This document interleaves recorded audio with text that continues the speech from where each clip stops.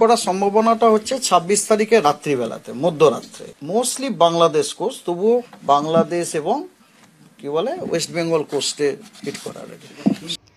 আবার সেই মে মাস, আবারও বাংলার আকাশে দুর্যোগের ঘন ঘটা।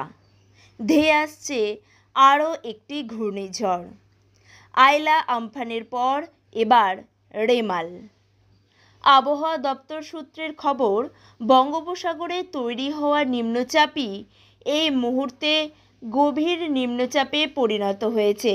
আবহাওয়াবিদদের অনুমান, আগামীকাল শনিবার অতি গভীর নিম্নচাপে পরিণত হবে সেটি।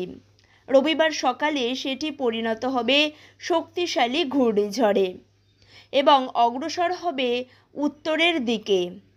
রবিবার মধ্যরাতে বাংলাদেশের উপকূলে রেমালের ল্যান্ডফল হতে পারে বলে পূর্বাভাস। ঘূর্ণিঝড়ের গতিবেগ হতে পারে 100 কিলোমিটারেরও বেশি। করার সম্ভাবনাটা হচ্ছে 26 তারিখে রাত্রিবেলাতে, মধ্যরাত্রে। মোস্টলি বাংলাদেশ কোস্ট, তবুও কথা হচ্ছে ওখানে একটা ক্ষীণ সম্ভাবনাও আছে যে আপনার বাংলাদেশ এবং কি বলে ওয়েস্ট বেঙ্গল কোস্টে হিট করার। এবারে ঝড়ের নাম দিয়েছে ওমান। রেমাল শব্দের অর্থ হলো বালি। বাংলাদেশের উপকূলবর্তী এলাকায় রেমালের ল্যান্ডফল হলেও প্রভাব পড়বে এই রাজ্যের উপকূলবর্তী জেলাগুলোতেও। আজ শুক্রবার ভোর থেকেই উত্তাল হয়েছে সমুদ্র। সেই জন্য মাছ ধরতে সমুদ্রে যাওয়া মৎস্যজীবীদের দ্রুত ফেরার নির্দেশ দিয়েছে প্রশাসন। ঘূর্ণিঝড়ের জেরে প্রত্যক্ষ প্রভাব পড়তে পারে পূর্ব মেদিনীপুর এবং দক্ষিণ 24 পরগনায়। উত্তর 24 পরগনার সুন্দরবন এলাকাতেও এর প্রভাব পড়তে পারে।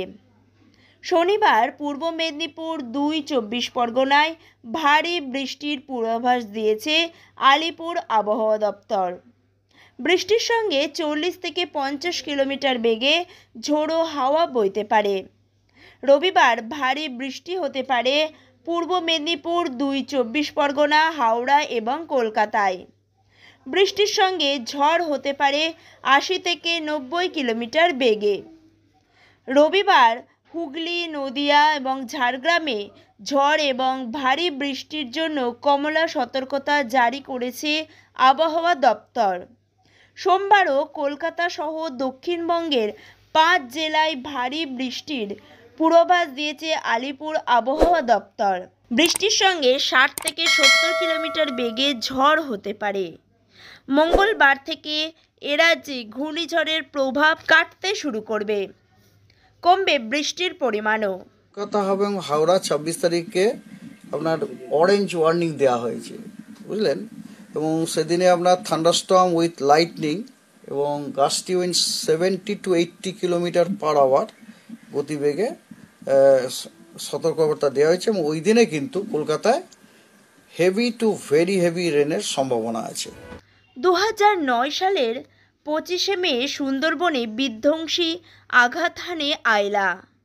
2019-এর 3রা মে এবং 4ঠা মে ওড়িশা এবং পশ্চিমবঙ্গের উপকূলে তাণ্ডব চালায় ফণী।